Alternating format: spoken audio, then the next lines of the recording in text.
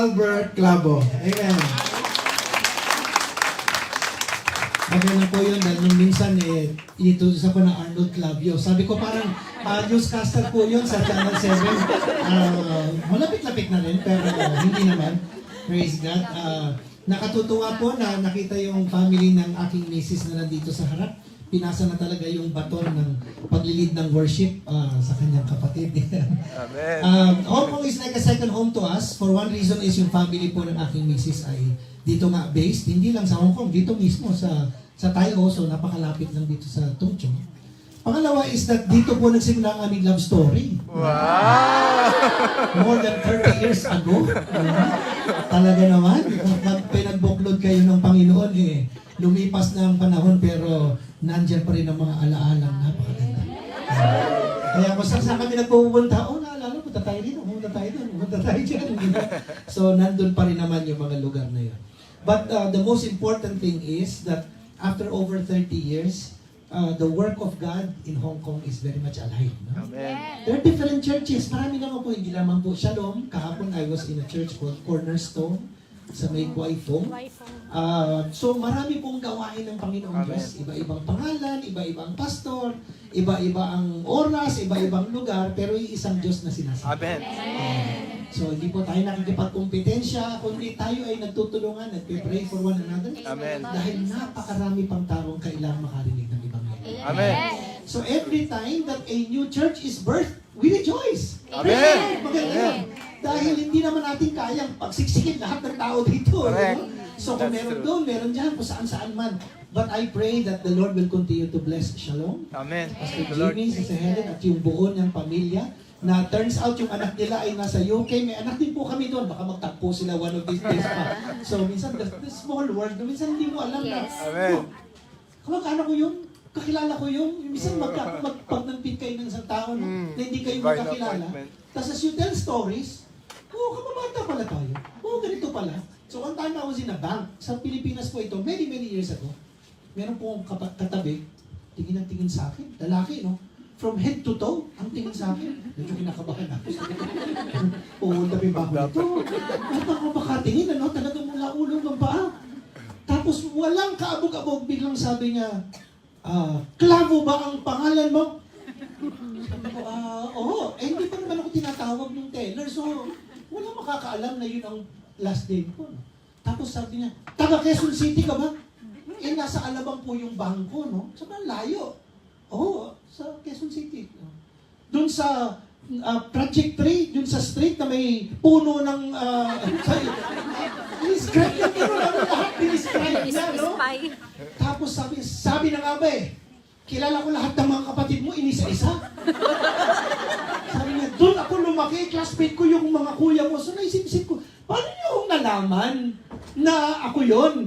Tapos naisip ko sa sarili ko, alam ko na, dahil sa aking magical notes na ipinamana ni tatay sa lahat ng mga anak, kasama na po ako, nung nag-asawa po kami ni Barbara at nagkaanak, sabi ko sa kanya, huwag ka magugulat kung sa tamang panahon ay lalabas ang pinamana. Pero hanggang ngayon po ay kumokontra siya. Kailangan two of you agree, ano? Diba? Nagdi-disagree. So, ibig sabihin, baka hindi makuha ng mga anak yung pamana na yun. Pero okay lang naman. Ang kailangan maipamana naman natin ay hindi naman physical features, kundi ang faith natin. Ano? Amen. So umagang ito, I want to share a message that actually is different from what I texted si Pastor Jimmy kahapon. This is a story as I was kanina listening to the worship. Sabi ko, Lord, kung anong mensahe mo sa mga kapatiran ngayon. Sa Mark chapter 8, ang tawag po ng mensahe nito a second touch. Kanina may kinanta tayo, no? Light of the world. No? He opened the eyes. He opened our eyes. At titingnan natin itong kwentong ito kung saan si Jesus may pinagaling na bulag. At mamaya malalaman nyo, bakit yun ang title? A second touch. So, Jesus healed many people in many different ways. Sige nga, sampulan nyo nga ako kung alam. Paano nagpagaling si Jesus? Ano yung mga ginamit niyang pamamaraan? Sa mga taong may sakit. May sinalita siya. Sabi niya, magaling ka na. Ano pa? Inawakan niya yung tao. Okay, ano pa? Well. Spirit, oo yun. Diruan. Binuraan. Pero ganoon eh. Ano ba? Ano bang... Pick up your mat and walk. Sinabihan lang niya, tapos nila yung kinuha yung hinihigaan. Oo. Ano ba? Ano pang iba-ibang paraan eh? Putik. Putik? Meron din. Oo. Mamaya, labas tayo dyan. Ano ba? Ano bang ibang paraan? Give instruction. He gave instructions, okay? Gawin mo to. Pumunta ka doon, mag-ugas ka. O di, gumaling. And then on other occasions, wala siya actually ginawa eh. Yung tao ang may ginawa sa kanya. Naalala niyo yung babae na hindi tumigil yung pagdudugo, ano? So si Jesus naglalakad lang, yung babae ang ginrap yung kanyang lower part ng kanyang robe. Sabi ng babae, hawakan ko na ito, gagaling ako. Gumaling nga. So, ibig sabihin, hindi si Jesus ang nag-touch sa kanya, hindi si Jesus ang nagsalita sa kanya, siya yung lumapit kay Jesus at nangyari yung milagro. Later na lang may sinabi si Jesus kanya, mamaya pa. Pero nauna yung action ng babae. Correct. On other occasions, wala doon yung may sakit. Wala dito. Nasaan? Malayo. Nasa bahay, may sakit. Pero sabi nung Roman official, hindi na kayo kailangan pumunta doon. Sabihin na lang ninyo yung salita. Just say the word.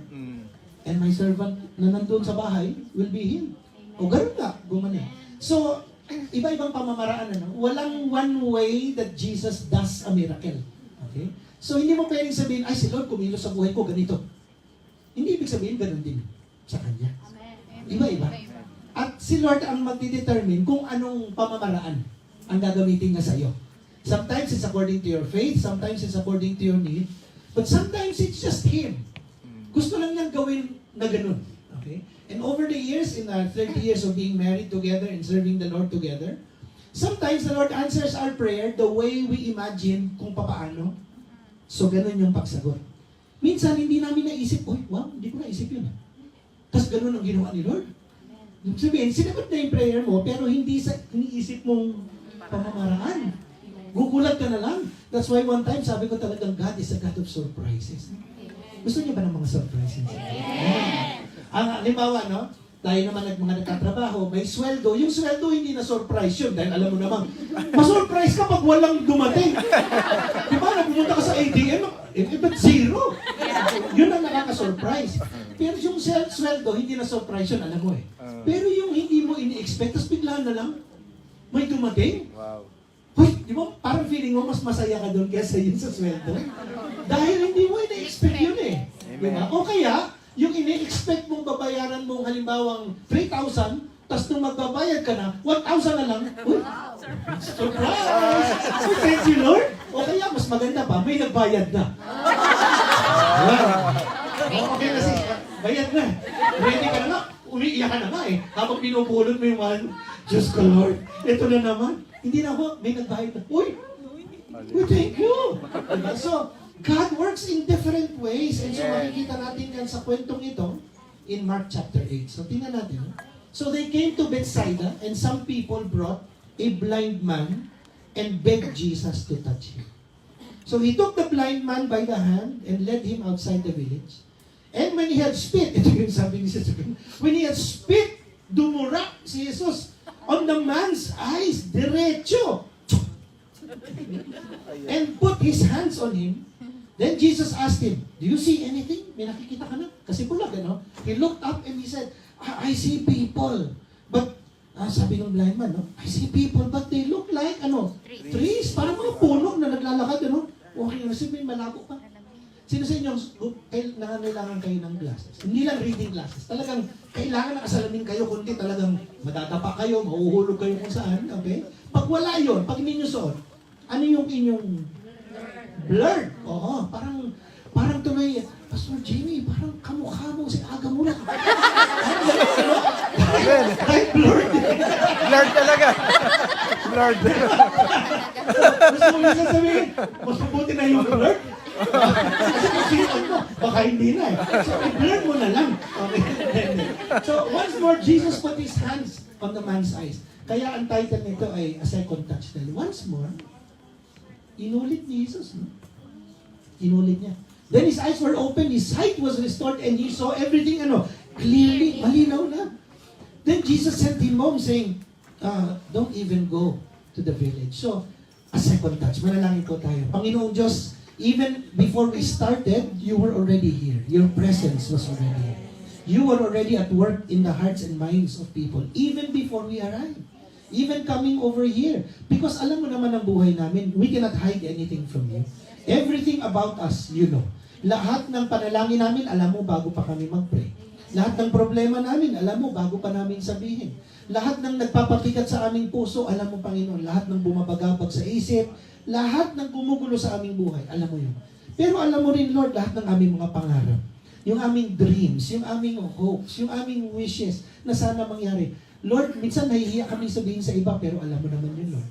So God, whatever it may be today, I pray your word will minister to us through your Holy Spirit and release us from those burdens and allow us to see the glory of your goodness in our life in Jesus' name. Amen. So, balikan natin yung kwento isa-isa. They came to Bethsaida, and some people brought a blind man and begged Jesus to touch him. Ito po ang unang lesson na gusto kong mag-isipan. Basahin nga natin. Let's bring people to Jesus so He can save them, heal them, and set them free. Si Lord na naman kaya mo gumawa nun, amen? Kaya mo bang magpagaling, kapatid? May magic ka ba na pag sabi mo, magaling ka na? Kaya mo ba yun? Hindi. Kaya mong magligtas ng mga tao, magdala mo sila sa langit? Hindi. Kasi isa lang naman ang napako sa krus para sa kasalanan ng mundo. At hindi ikaw yun. At kung gusto mo magpapako, huwag mag-expect na mabubuhay ka after 3 days. Ay, baka mamaya forever ka na talagang patay. So, kailangan ang ituturo natin ang tao towards the only one who can save, who can heal, who can set people free. That is Jesus. Of course, we want to bring them to church, but the church cannot save anyone. Amen? Ay, natin yun. So, kailangan ang wish talaga natin ng prayer talaga, Lord, sana ma-invite ko siya sa church, yes, pero sana makilala niya si Kristo. Just like you encountered the Lord, kung kailan man yun nangyari sa iyong buhay. In my life, it was 1985, I was 20 years old, studying in UST as an accountant, at umaten ako ng church service katulad nito. It was a Good Friday service, at ang unang bungad ng pastor na Amerikano, sabi niya, Jesus is alive! Sabi ko sa sarili ko, sirang unang Amerikano. Good Friday kaya? Ano ba ang Good Friday? Di ba't kamamatay lang ni Jesus? Tapos dininan ko yung relos ko. Alas 6 ng gabi. Sabi ko, 3 oras pa lang patay. Di ba? Kanina alas 3 na matay. 3 oras pa lang patay. Bakit sinasabi Jesus is alive? Tapos nagkwento, sabi niya, do you know that Jesus died on the cross one time? Sabi niya, and then He rose again after 3 days. And He does not die every year. Nasyak ako doon. Totoo yun, pero hindi ko alam yun. Akala ko talaga taon-taon. Kaya nga bawal ka maligo eh. Diba? Bawal ka ano pa yung bawal? Bawal kumain ng Bawal meats. magtrabaho. Bawal magbuhat. Bawal kape. Bawal magwalis. Lahat ng physical, Amen. bawal. Physical exercise bawal. Bakit? Kasi dinadagdagan mo raw yung kabigatan ni Jesus sa krus. Hintayin mo na lang sa linggo. Ang week na sa pag-iisip na yung ganito. Sa Pilipinas ito nung unang panahon, of course sa Hong Kong. Nung unang panahon, mga 1980s, ganyan. Pag Holy Week, magmula pa lang mga Merkulis Santo, Webes Santo, ganyan. Sarado na lahat ng mga beer house, lahat ng mga lugar kung saan nakakasala ang mga tao. Sarado lahat. Hulaan nyo kung kailan magbubukas. Linggo. Sa linggo. Sa linggo ng pagkabuhay, nabuhay ulit yung kasalanan. Diba, nung makikita mo, mali yung pagkabuhay. Diba, no? Iba kay si Jesus, o isara muna natin. Pag nabuhay na ulit, buksan na ulit natin. Buhay na ulit. Wala magkakasala, ang Biyernes Santo eh. Pero pag nabuhay na ulit, pwede na. Magkasala na ulit tayo. Parang doon mo makikita, no, how twisted our thinking is until Jesus Christ enters our life and opens our eyes. Bulag naman talaga tayong lahat kung wala si Kristo. May mga bagay tayong nakagawian, nakalakihan, ginagawa na later on, nabukas ang isip natin at ang mata natin na realize natin, ay, hindi pala tama yun ah. Ba't ko ba ginagawa yun? Eh kasi naturo. Turo ni tatay, ni nanay, ni lolo, ni lola, kung saan-saan, etc. Binasa ng binasa. Ginagawa mo ng ginagawa. Eh ngayon, na-realize mo, ay hindi pala dapat gawin. Gagawin mo pa ba? Pag nalaman mong mali, gagawin mo pa ba? At least before, you can claim ignorance. Hindi ko alam na mali. So ginagawa ko. Eh ngayon nalaman mong mali. Gagawin mo pa ba? Pag ginawa mo pa rin, hindi na out of ignorance yun. Disobedience na yun. Rebellion na yun. Yun ay outward ng alam kong mali, gagawin ko pa rin. Ibig sabihin, hindi si Jesus ang Panginoon ng buhay ko. Ako. I am the boss of me. Okay? Alam kong mali, gagawin ko. So, ako yung boss, hindi si Jesus. Amen. So, dapat siya ang masunod sa buhay natin. So next, he took the blind man by the hand and led him outside the village. Ang weird, no? So, si Jesus nasa isang village. So, imagine niyo kung anong village man yan. Okay? So dun sa family ni Sister Barbara yung family sa Tayo Village, kung saan fishing village yun, di ba? So, dun dinala kay Jesus, pero si Jesus dinala niya palabas. Okay? So, dinala sa kanya yung bulag, imbis na dun niya gawin, hinatak niyang palabas, dinala niya sa tungtong. Layo naman. Nandun na tayo kanina eh. Bakit tayo lumabas, no? Pero itong napakahalaga na realize ko din, basahin nga natin. Sometimes, God has to take us to a different environment, particularly if our current environment is characterized by unbelief. Minsan, yung sarili nating pamilya ang hindrance sa pagmilagro ng Diyos sa buhay natin. Kasi mismo pamilya natin ang magsasabing, kasi, yan, kakabible study mo yan. Attend ka pa dyan, kita mo nangyari sa'yo. Yan. Alam mo bang may kamag-anak kami kakabasa ng Bible na baliw, yan, mangyayari sa'yo. Masisiraan kami ng ulo. So, kung yun ang palagi mong maririnig, whether it's your family or your friendship circle, lahat ng barkada mo palagi na lang, huwag ka na sumasa. Saan ka sa amin? Saan tayo pupunta? Tayo sa happy doon. Kung lahat palaging ganun, Jesus has sometimes to take you out of there. Why? Because faith cannot arise eh. Hindi umaangat yung pananampalataya. Ang maraming pumapasok sa isip mo, wala, loko-loko lang yan. Yun si Jesus, hindi naman totoo yan. Yung Bible, hindi naman totoo yan. Yun ang naririnig mo, unbelief will cover your heart. May gusto nang gawin si Lord sa buhay mo, pero hindi naman siguro mangyayari. May pinagtatasal ka, hindi naman siguro mangyayari. Nagpe-pray ka, Lord, bigyan mo po ako ng bagong trabaho, pero hindi naman siguro mangyayari. Lord, nakuhin mo po yung puso ng aking employer, pero siguro hindi mo kaya gawin. Nagdadasal ka pala, kinukontra mo yung sarili mong dasal. Okay? Kinukontra mo yung sarili mong dasal, huwag kang ganyan. Sometimes you are your own worst enemy. Yes. Pag tingin mo pa lang sa salamin, ay, ang pangit ko pala. Nakita mo na, you don't need anyone else to discourage you. You discourage yourself. Pangit ko pala. Kita mo yung araw-araw mo sabihin niya, kapatid, papangit ka nga. Okay. Sabihin mo araw-araw sa sarili mo, ang pangit ko. Sa totoo lang, give it 1 week, papangit ka lang. Gratis sa atin. The reverse is true. Okay. Talaga naman. Pagpunta ko ng Hong Kong, pag na-meet ko itong si Barbara, oo agad to. Kita nila niyo, umuo nga. Diba? Pero ang totoo po, isinakay ko muna siya sa roller coaster sa Ocean Park. Mga 4 na beses kami nag-roller coaster. Sabay umakyat kami dun sa cable car. At habang kami nasa cable car, doon ako lumuhod. Will you marry me? Siguro hindi niya alam yung tanong. Siguro akala niya, kakain na ba tayo? So sumagot siya, yes. Kasi nga nahilo na siya sa roller coaster, di ba? So, sometimes the Lord has to take you out of that environment, and this is a great environment. Amen. Church is a great environment. In an atmosphere of worship, kapatid, di ba, maski na nung dumating ka rito, bigat ng kalooban mo, habang kumakanta, gumagam. Habang ikaw minsan nahihirapan ka mag-pray, pero pag yung iba yung nagpe-pray, sige Lord, kung ano man yung pinagdadasal ka, amen. Amen. Kasi minsan ikaw hindi mo alam na eh, how to pray eh. Have you ever struggled praying? Yung hindi mo ba alam kung anong sasabihin mo? Basta nakikinig kasi, galing mag-pray, Jesus. Sis, babakas na lang ako sa iyo.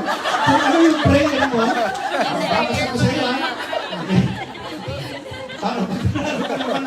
Barato mo walang 20. Parang gano'n na. Kasi hindi mo alam eh. So sometimes, but do you know that prayer is not about your eloquence?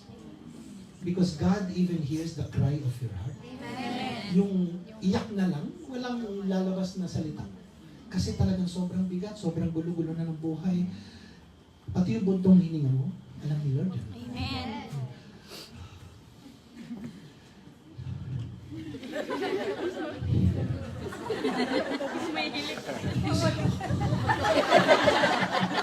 Tinuro talaga.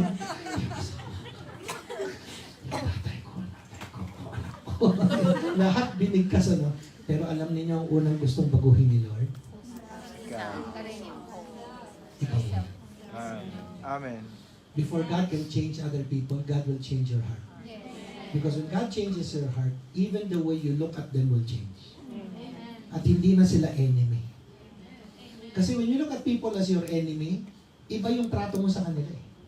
Di ba? No? Pag ang tingin mo sa tao, kaaway mo, iba eh. Madapa ka sana. Out of the overflow of the heart, the mouth speaks. Pero ayaw mo sabihin ng malakas, ganyan mo na lang. Sa totoo lang, alam naman ni Lord yung nasa puso natin. Pero pag binago na ni Lord yung puso mo, mas kinainis na inis ka sa Kanya, sige na Lord, sagutin mo na mahina sa una para manahimik na. Pero hindi, dahil gusto kong ma-bless din siya. Okay? So, He has to take you to a different environment. So, worship service is a great environment. Your Bible study groups is a great environment. Prayer groups, lahat yun. Because when you realize you're not alone, nakarealize na ba kayo minsan na sobrang akala mo, ikaw lang ang may pinagdadaanan ganun? Tapos may nakausap ka, tapos, ay, pareho pala kami. Mas malala pa. Akala ko kanina ako napasan ko na ang daigdig, hindi pala, pasan niya pala yung kalahati. Kalahati lang pala yung pasan ko, pasan niya yung kalahati, mas malaki pa. So then you start to realize, oh my Lord, that's why one of the worst things that you can do in life is you keep rehearsing yung mga problema mo sa buhay. Because the more you do that, lalo bumibigat. Try to rehearse the blessings of God. Ulit-ulitin mo, Lord, salamat. May trabaho ako. Yes, mahirap, pero dami tayong walang trabaho. Ako may sweldo. Yes, hindi ganun kasapat, pero binibless mo ako eh. When you start counting your blessings, gagaan ang buhay. When you start counting other people's blessings, bagong-bago. Ako luma na. When you start counting other people's blessings, mas lalo kang mafe-feel mo na hindi ka blessed. Actually, blessed ka. Pero hindi mo makita dahil ang tinitingnan mo ano. Correct. So, ingat ka lang. Sabihin mo ka din, kamaingit. Kapasalamat ka lang. Amen. And then, ito na yung magandang part. Ito na yung ano yun, ito na exciting part. When he had spit on the man's eye, so imagine niyo, kayo yung bulag, pumikit nga kayo sandali, pumikit kayo. Lahat kayo pumikit kayo. Okay? Dinala kayo ni Jesus. Oy, si Jesus, pagagalingin ka raw ha. Oy, talaga, thank you Lord. And then makarinig ka na.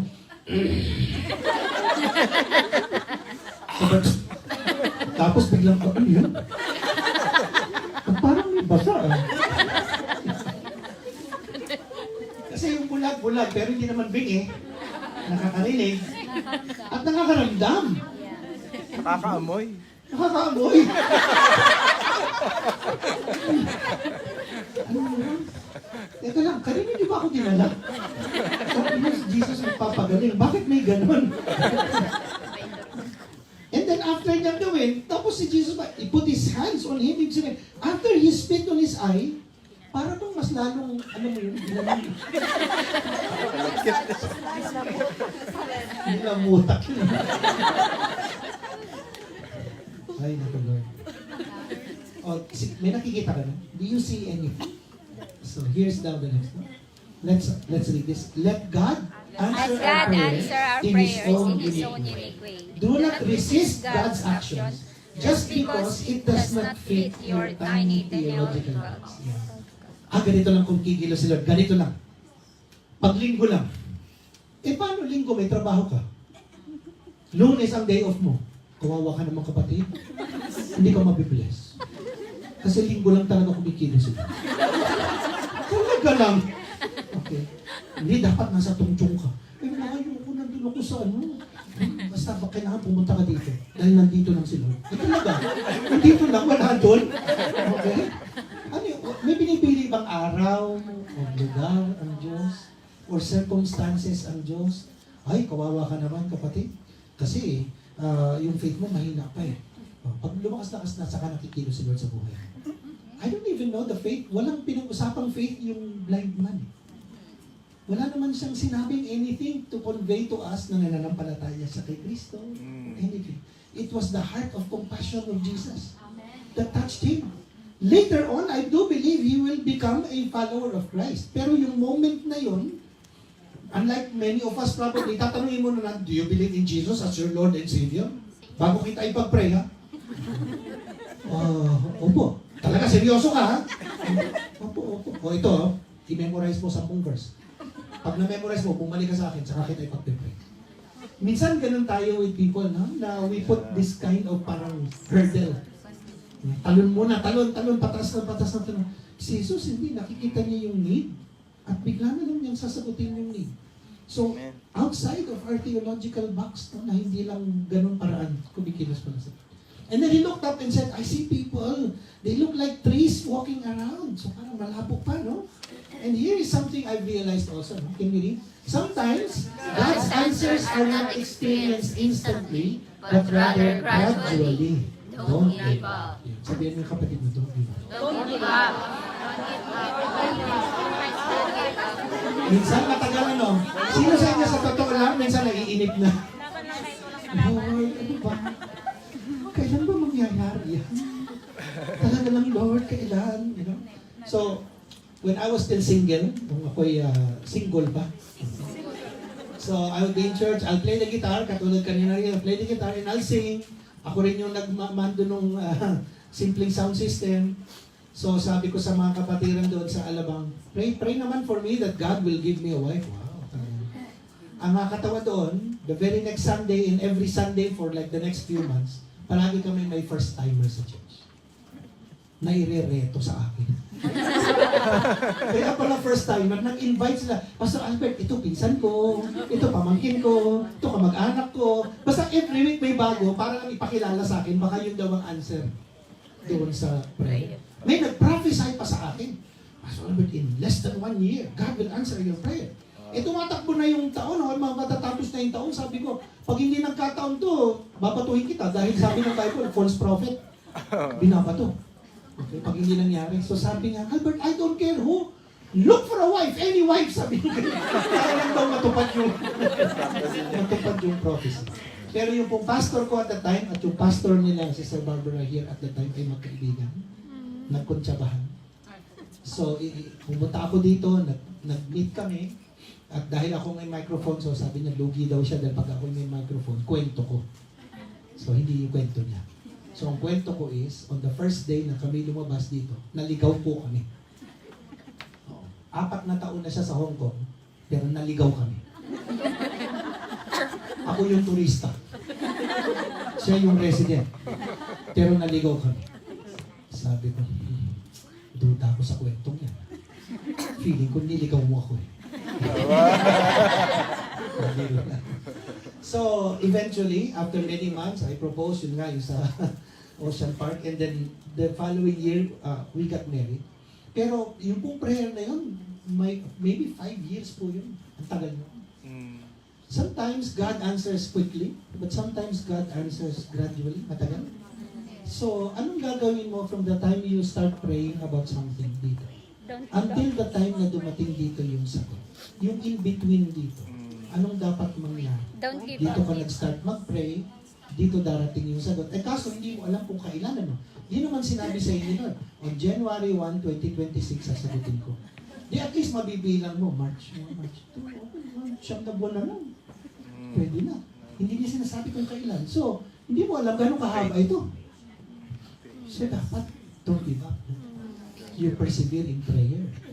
And, while you are still praying, at hindi pa dumarating yung sagot, keep serving the Lord. Keep knowing the Lord. Hindi, Lord, babalik lang ako ng church pag sinagot mo. Pastor, sorry, hindi mo muna ako makikita dahil wala pang sagot. May ganun. Hindi, dapat tuloy-tuloy ka lang. Dahil yung sagot na yon, alam, ito pang na-realize ko, no? So let's say ito yung answer to my prayer. Minsan, ang inaayos ni Lord yung sagot. Kasi hindi pa puno konti pa yung tubig, no? Pupunuin mo na niya bago niya ibigay sa akin yung sagot. Pero minsan, puno na. Ang problema, yung paglalagyan. Ikaw ay hindi pa handa. Yung answer ready na eh. Ikaw hindi pa eh. Pag binigay ni Lord yung answer na hindi ka pa handa, masisira yung answer. It will ruin your life. Yung akala mong answered prayer that came too soon, dahil hindi ka ready, masisira ang buhay mo. So, the reason for the delay is not because God does not love you, pinapanish ka niya, etc. Hinahanda niya yung sagot at hinahanda niya yung puso. Sasabihan mo yung malapit sa'yo. Hinahanda ni Lord yung puso. How's your heart? How's your heart? Sana your heart is ready. Sana your heart is for me. Wow! Parang ano yun ah. And then, once more, Jesus put His hands on the man's eyes. So, isang beses pa. Sometimes we need a second touch from the Lord to complete His act of grace. At dito minsan, sumasablay ang ibang Kristiyano. Akala nila yung unang dating, yun na yun. Pero yung pala ay parang, ano pa lang, yung initial pa lang. Eh what if the blind man after, do you say anything? Parang may mga puno na naglalakad. Pero thank you, Jesus. Thank you, thank you. Halika, uwi na tayo. Pati umuwi. Pero nangyari sana. Di, ganun ang tingin niya forever. Lahat ng tao puno na naglalakad. Mukha kang puno ng mangga. O mukha kang puno ng aratilis. Okay? Lahat ng tao rito mukhang puno. Tapos sasabihin mo, si Lord naman magpapagaling lang, bitin pa. Sinisino pa ang Diyos. Eh, hindi mo hinintay yung second touch eh. Meron pang completion eh. Nagmamadali ka eh. Hintayin mong tapusin ni Lord yung gagawin niya. At pag tinapos niya, anong nangyari? When Jesus touched him a second time, his sight was restored. And he saw everything clearly. And in the context of this story, as in many stories of the Bible, when the Bible talks about Jesus healing physically and then seeing clearly, yun ay hindi lang physical, spiritual pa. Balik natin, wala tayo. Can you click? Parang naiba yung PowerPoint ko. Iba yan. Baka ako yung nag-click ng mali. Okay. Pag may ginagawa si Lord sa buhay mo, kapatid, more than the physical, it's the spiritual that He is after. Kasi yung physical, pagtanda mo, lalabo ulit. Sino sa inyo alam yun na as you grow older, parang, dati naman, I don't need reading glasses. I can read the tiniest print. So, habang ako'y tumatanda rin sa ministry, palabo yung mata ko, bili ako ng bagong Bible na large print. Eh, halos 2,000 ang isa mo. Tapos mamaya, giant print. Tapos kukulang na ng Goliath print na yun. 2,000 and 2,000. Sabi ni Abraham, bumili ka na lang kaya ng reading glasses, 300 pesos lang. So, bumili ako ng 10. And it's everywhere. In my car, in the house, in the office, in my pocket, lahat-lahat. Sometimes you just have to let the Lord talagang treat not just the physical, but the spiritual. Because God is more concerned of your spiritual condition. Amen. Mas gusto ni Lord, pag-uwi ng buhay mo, hindi lang pagalingin yung iyong physical na kalagayan. So seeing clearly is not just physical, no? More importantly, spiritual. This blind man not just had his physical eyesight restored, but his spiritual vision. And then, hindi pa tapos. Jesus sent him home saying, don't even go to the village. Apparently, hindi siya taga-Tayo. Dinala siya doon to the village. Nilabas ni Jesus siya from the village. Tapos sabi niya, don't go into the village. Huwag kang bumalik doon sa Tayo. Kung saan galing. Umuwi ka muna. Kung saan ka man nakatira, umuwi ka muna. Why? Because our first mission field ay sino? Is our own family. Minsan nakakalimutan natin yun. Lahat ng tao gusto nating ma-reach. Sarili nating pamilya nakalimutan natin. Let them be the first to hear your testimony of God's saving and healing grace. True. And sometimes the hardest people to reach Yes, family. is your own. Amen. Yung stranger, hindi kanya kilala, di mo siya kilala, parang medyo objective lang tong sharing na ito. Pag sa sarili mong pamilya, yung kinalalakihan mo, Whether they are older or younger than you, kilala mo sila, kilala ka nila, nagkakaingisan kayo nung lumalaki kayo. Ngayon, ikaw itong nag-share ng gospel sa kanila. Sabi ng mga kuya ko sa akin, bata-bata mo pa, mas alam mo ba? Ano ngayon sasagot mo doon? Ano yung sabi ng mga Pilipino? No? Papunta ka pa lang? Balik na ako. Balik na ako. Sino ka para turuan ako dyan? Parang ganun yun ang sagot sa'yo. Paano ngayon yun? Hindi pag-pray mo na ipag-pray. And then one time I heard a preaching na ever since talagang I share this to other people. All of us should pray for our family members. But sometimes the ones who will reach them is not you. You can plant seeds. Pero baka hindi ikaw. Pero may gagamitin iba sila. So in the case of our kuya, for example, sinishare ako gano'n, talagang ayaw. So narinig ko yung preaching, sabi niya, the next best thing to do is to pray that God will use kung sino bang gusto niyang gamitin. Turns out, barkada niya from high school, partner in crime, lahat ng kalokohan sa mundong ginawa ng high school, college, is now born again and is also now a pastor. Tapos, hinahanap niya isa-isa yung barkada niya yun. At next on the list yung kuya ko. So araw-araw pumunta sa bahay at kinakausap siya nung nawalan siya ng trabaho for 1 year. Siya po ay nagtatrabaho sa Kuwait nung sinugod ni Saddam Hussein yung Kuwait. Lahat ng Pilipino ron nalanggal, napauwi. 1 year wala siyang trabaho, sa bahay lang siya. So araw-araw siyang pinupuntahan ng kabarkada niya yun. And yun ang nag-lead sa kanya.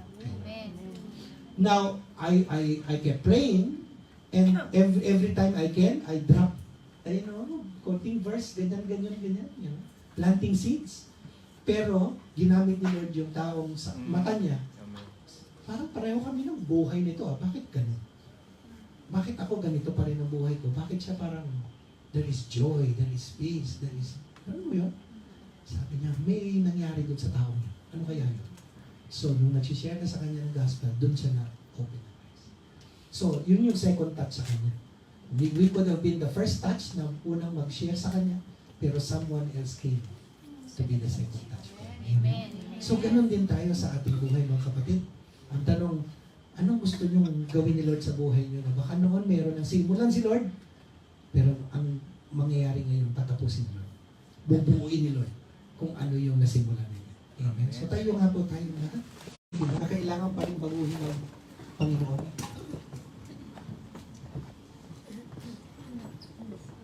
Praise the Lord.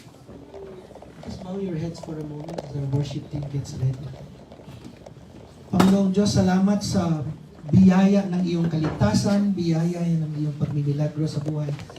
Transformation of life, Lord. Ang dami namin pwede ipasalamat sa iyo every day of our life. Thank you, Lord. We are filled with so many blessings from God. Salamat, Panginoon. Our life truly runs over. Talagang, Lord, yung blessing mo runs over. Nag-uumapaw sa aming buhay. Subalit alam ko rin, Lord, na hindi aksidente na narito kami ngayon. There is something that you want to do in our life. Yes, Lord. You planted the seed of your word and now let your word bear fruit sa buhay namin. Panginoong Diyos, I pray for anyone here na meron silang dalang kabigatan, may kakulangan sa buhay. Maybe there's a bit of confusion in their life. What is this all about? But Lord, you are moving right now in their hearts, Holy Spirit. Lord. And now is the time for them to respond in faith. So God, I pray that you will just move in their hearts, Lord. Kung sino man sa inyo, taas nyo lang muna ang inyong kamay, and by raising your hand, you're saying, I need the Lord to touch my life right now. Amen. There is something in my life that is out of sync. Medyo wala sa tamang lugar. It could be a physical thing. It could be a spiritual thing. It could be an emotional, mental thing. It could be a financial thing, family, relationships, sa trabaho, whatever. Something is not going right. And matagal ko na itong pinagpipray at mukhang may ginagawa naman si Lord. But today, I pray that God will complete His work. And complete the miracle. And complete the answer that I am asking for. In the name of Jesus. Let's worship the Lord with this song. And if you need prayer, you can come forward. Pastor Jimmy and the other pastors and I will be here. We'll pray for you. Amen. But let's worship the Lord. Thank you, Jesus. Huwag po kayong mahiya. Kung kailangan ng pagkilos ng Diyos sa iyong buhay. There's a burden, there's a need.